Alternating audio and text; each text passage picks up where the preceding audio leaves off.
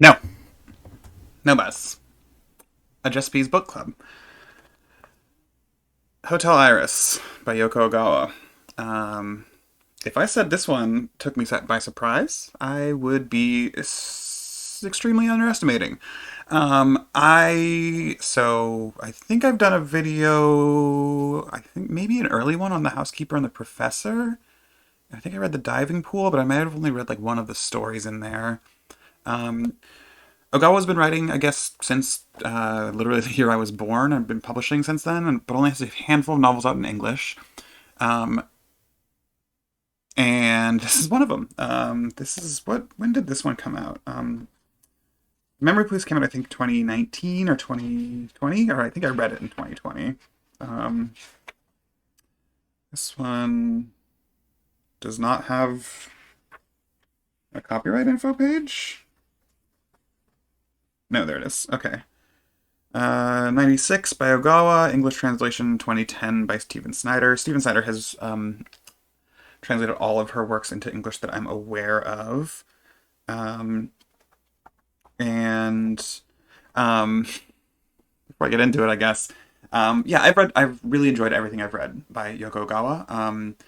The Memory Police really struck me. It sort of filled a place in my heart where Murakami used to live before I sort of started finding him boring and um, yeah, I don't know.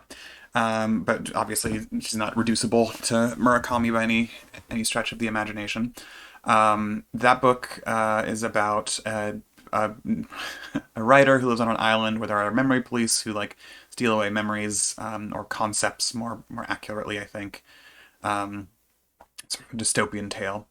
And then The Housekeeper and the Professor is like a really beautiful little book about a professor or the housekeeper for this professor who has I don't remember what the term is called, but the thing that's now famously used in Memento, the Nolan movie. I think it's a Nolan movie. Where he basically like his memory sort of resets every 90 minutes, or he can't his short term memory sort of can no longer set anything past 90 minutes. That's not the accurate way to describe it either. His short-term memory lasts 90 minutes, I believe, is basically how it works. Every time he goes to sleep, he's asleep for more than 90 minutes, or something happens where he's not around somebody for 90 minutes and he didn't know them before the accident that caused this. He forgets them and has to meet them again. And that's like a sort of a domestic drama sort of thing. Hotel Iris is uh, a BDSM novel. Did not see it coming. Um, for what it's worth, it is uh, it is fucked up, and uh, it's about like an affair between a 17-year-old who is named Mari, who works at the Hotel Iris that her mom owns, and she meets this translator of Russian literature who I'm pretty sure we never get a name for, or not literature. He's a Russian translator, mostly a like copy translator, so he does like ads and stuff like that. But he also alleges that he's translating a Russian novel with a protagonist named Marie, who falls in love with her horse riding instructor. Um, and the way she meets him is she's working the front desk at the hotel, and a sex worker bursts out and starts like yelling about how disgusting, presumed John is, and like throwing and like just being like, yeah, that you're a pervert. That's disgusting.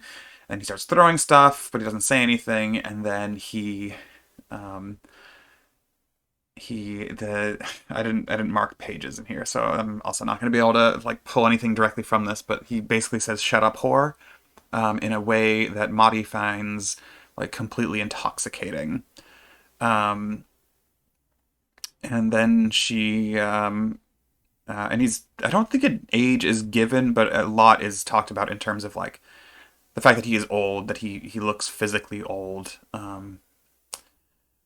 Uh, like from descriptions, I think it's supposed to be that he's like in his 70s would be my guess, or maybe early 80s. They embark upon an affair in which he is uh, he I mean it starts off pretty explicitly non-consensually, um, and it escalates to pretty severe acts of violence. Um, the thing that makes it hot is it's written from her perspective, and she kind of really expresses her pleasure in very compelling prose. Yeah, I don't know. I'm like kind of at a loss on this one in many ways. I think it's like beautifully written, and I think it's a difficult subject. It's been a while since I've read something that uh, is maybe morally as conflicted as this book is. Which I don't say as a positive thing or a negative one. Just yeah, just sort of reflecting on the days of yore when I used to read so much story of the eye and read the book of 120 Days of Sodom and shit like that. Um, Different reading habits at this point in my life, I guess. Not entirely, because yeah, I thought this was. I thought Hotel Iris is like, um, ooh, ooh, you know what I'm saying? Um, and I don't think most of the people I know would enjoy reading it. Um, for very good reasons. I will say one of the things that like really came into focus, especially around Yoko Ogawa's writing, as I'm getting more familiar with her work, is um, she has this way of, and I think I forgot to say it when I was recording the episode for Foster, where one of the things that Claire Keegan does really really well is like have just like a very small thing that is like that somebody notices be sort of a pivot point in her narration. Um, I'm thinking of the well, like that I mentioned in there, right? Like there's just like a noticing of this well because they go to get water, and she's like, oh, there's like an interesting thing here, and that sort of like allows the narrative momentum to move forward, even in a story that is not plot based. And I think, in my memory at least, both of small things like these and Foster, Keegan's like rarely doing that in a way that sort of characterizes. It's more about there's the eruption of an image onto the page that turns the story in a different direction. I think Ogawa is really really good at using what people notice as a sort of like key point at which you learn more about them as a character. There's so many times where Mari is like she'll like fixate on a small thing, whether that's about the translator and his physical body, or the way he's comporting himself, or his handwriting, because they, when they're not in like a sexual situation, he's like a very meek older man who writes her long love letters and like defers to her in every possible way. Just like in the bedroom, as it were, that this other side of him comes out. And a couple of times when he's like made to feel like a failure or small in some way, that's this rage can come out of him. Um, but yeah, so it could be about him. It could be there's like a whole scene in a little circus in this book that is like just this really delightful, weird, unsettling like thing. And Madi will just like be the thing will be going along. They'll be talking, and she'll be thinking, and then like something will catch her eye, and it's not the importance of the thing that she sees, I think, throughout most of this, but the way that like it pivots what she's thinking about. Sort of the big one in here, and again, this is like I'm gonna be talking broadly about stuff, so you know, this is a just for bees thing, so I should be able to tell myself about the things I've read. There's a scene that's sort of like the where the action shifts into like third acty kind of stuff, where the translator invites her over because he lives on an island like at sort of like just outside of town, basically. You can take a tourist boat out there, but he lives there. And he invites her over, and he's like, and I'll make you lunch." And she's like, "Okay, that's not how the dynamic has been going so far." And when she gets there, it turns out his nephew is there, who he's mentioned like once or twice prior. Um, and he's got a radio going, and they're listening to Chopin, and there's like flowers on the tables and stuff like that. And she's just like, "Oh, everything has changed."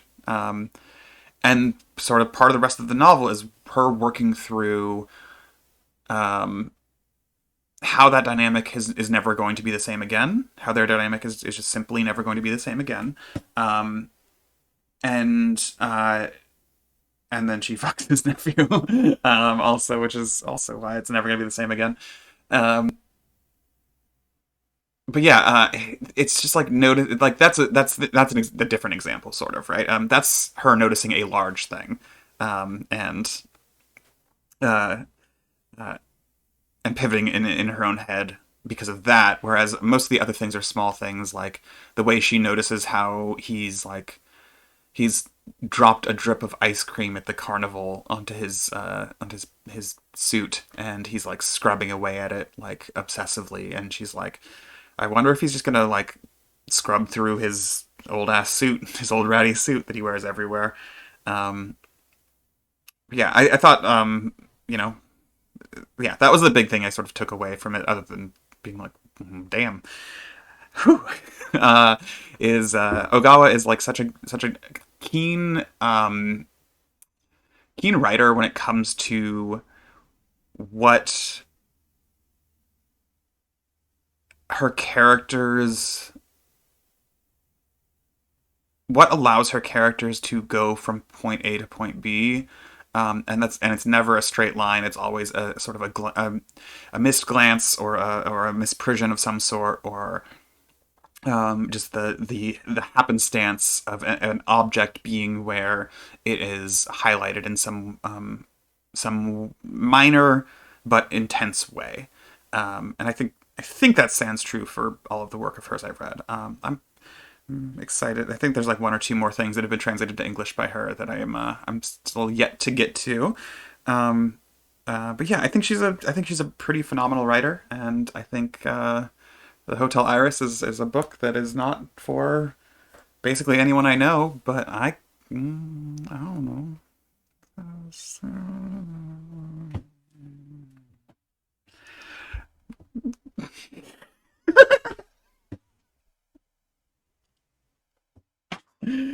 Fucking weirdo. Thanks for not watching.